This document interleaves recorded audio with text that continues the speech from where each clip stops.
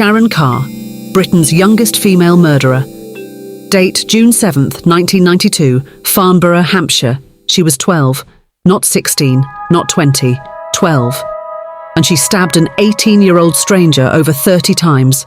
No motive, no warning, just a blood trail, a smile, and silence. This wasn't a revenge killing. This wasn't gang-related. This wasn't self-defense. It was for pleasure. Katie Ratcliffe had no idea what was waiting for her on the walk home. She was just trying to get back to her family. Sharon Carr followed her into the dark and never let her leave. The injuries were horrific. Stab wounds to the chest, neck, back, hands, like she was trying to silence her soul. No robbery, no assault, just violence, and for the sake of violence. At first, no one even thought of a child. Why would they? A crime this brutal, this personal, had to be the work of a man, a predator, an adult, someone with a long history of violence. But the killer was a Year 8 student with perfect attendance who laughed during detention and kept the murder a secret for 3 whole years.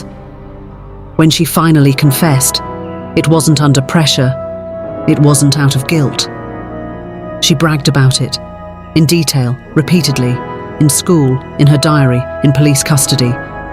She said killing made her feel powerful, that it gave her a rush, and when police asked why she did it, her answer was cold, direct, and unforgettable.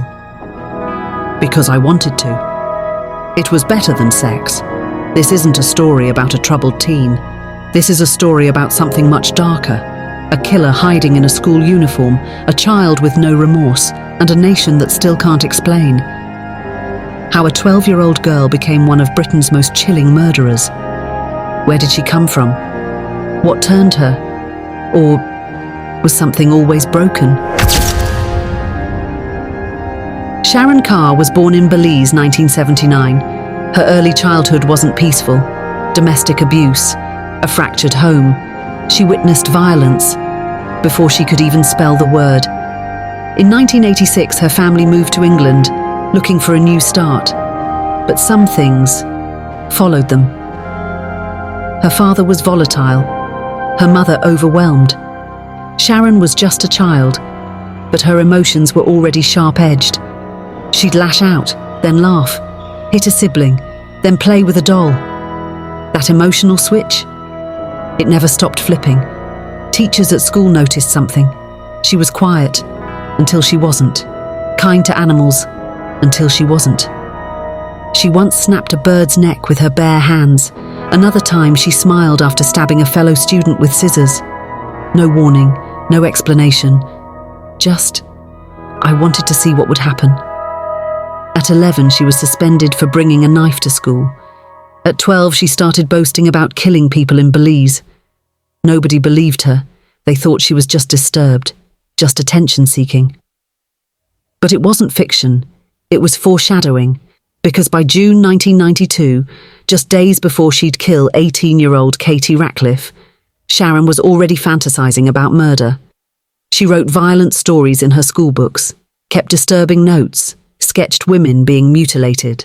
One teacher even wrote, "This girl is deeply troubled." But no one imagined she was capable of real violence, because who would think it? She was 12, small frame, school shoes, plaited hair. But she wasn't thinking like a child. She was studying, waiting, planning. And when the time came, she didn't hesitate. One summer night, one innocent girl, and one killer, with the face of a child. It was June 7th, 1992, Farnborough, Hampshire, a quiet town, the kind where bad things weren't supposed to happen, not here, not to people like her. Katie Ratcliffe was 18, just finished visiting her boyfriend in North Camp. A normal evening. She kissed him goodbye, told him she'd be fine walking home. It was barely 9 p.m. She never made it. Her body was found the next morning, in a grassy area beside the footpath, face down, shoes missing. Her clothes were torn. She had been stabbed over 30 times. Neck, chest, back. Some wounds were so deep the knife hit bone, but there were no signs of sexual assault, no robbery, no clear motive, just rage, pure, frenzied rage. Detectives were stunned. This wasn't a mugging. It wasn't a drunken outburst. It was controlled chaos. And the killer, gone. No DNA, no fingerprints, just a small town paralysed with fear. Police started with the usual suspects, ex-boyfriends, local men, drifters. But nothing stuck, and the case grew colder by the hour. No one suspected a child. No one imagined a 12-year-old girl walking home with bloody hands and a smile, because that's exactly what Sharon Carr did. She went to school the next day, like nothing happened, sat in class, did her homework, giggled with friends, all while the town mourned, all while detectives searched. She kept the secret. But her silence wasn't born of fear. It came from something else entirely. Enjoyment. She had killed. And now, she wanted more. The murder went unsolved for years, until one girl wrote it all down.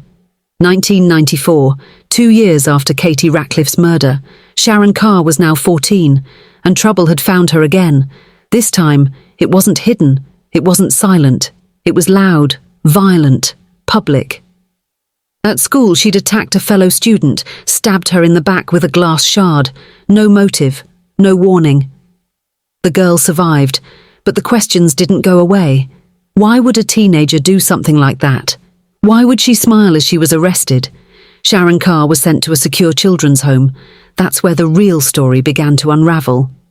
Inside that institution, alone, bored, and convinced no one was watching, Sharon started writing, a diary, and what she wrote was darker than anything police had ever seen come from someone her age.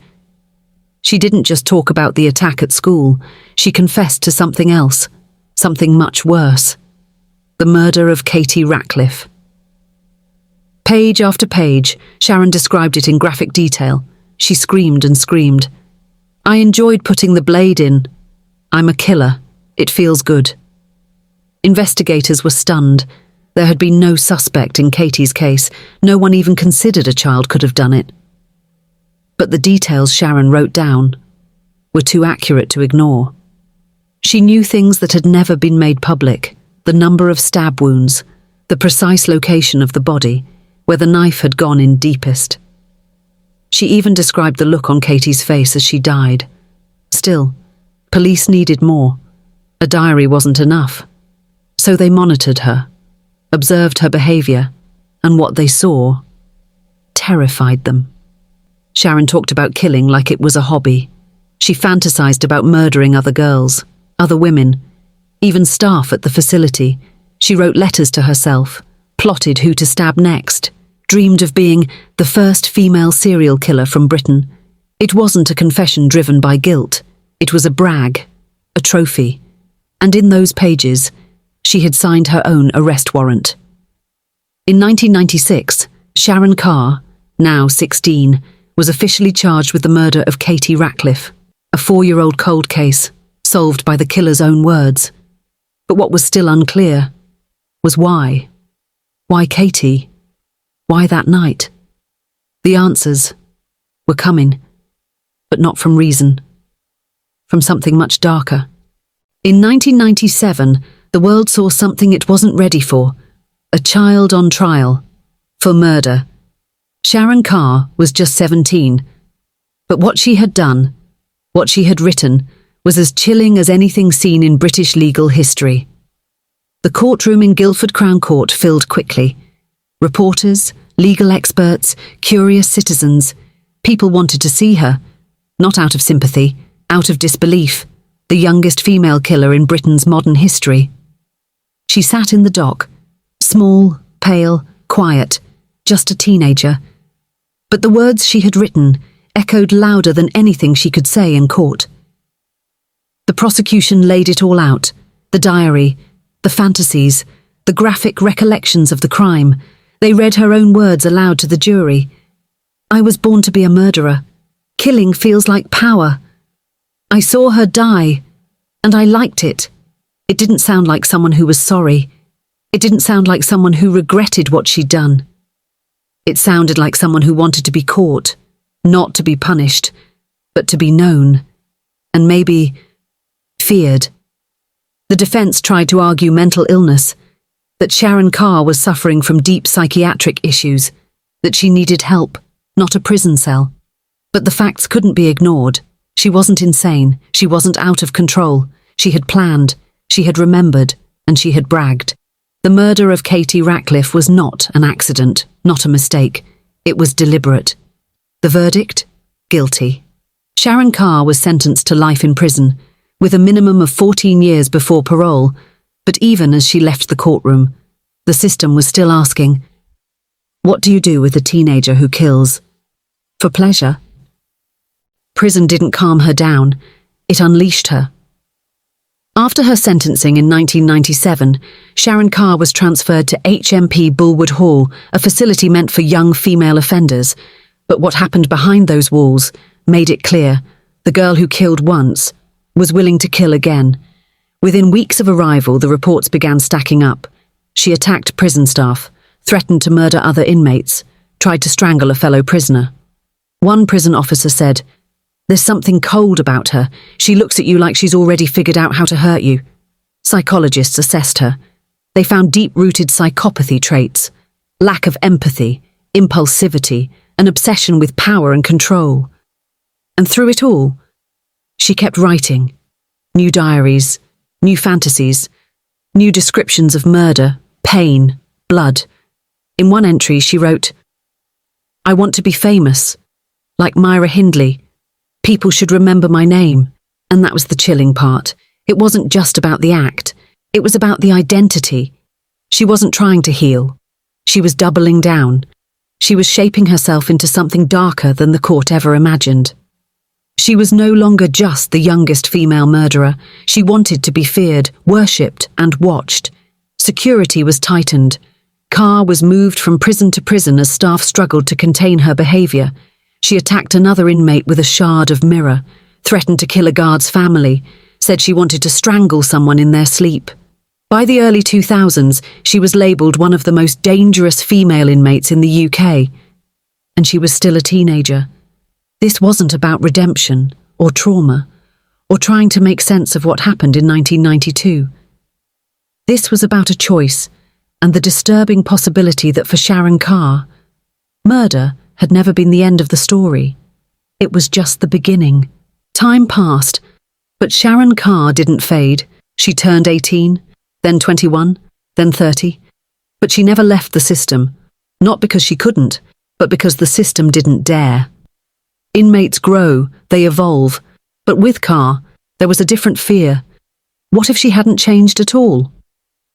By the mid-2000s, prison psychologists had already flagged her for ongoing violent ideation. Her diaries hadn't stopped. She was still writing about killing. One entry described strangling a cellmate just to feel their last breath. Another imagined killing a nurse with the sharp end of a toothbrush. These weren't passing thoughts, they were obsessions. And even when she appeared before parole boards, she was erratic. Some days, quiet. Other days, explosive.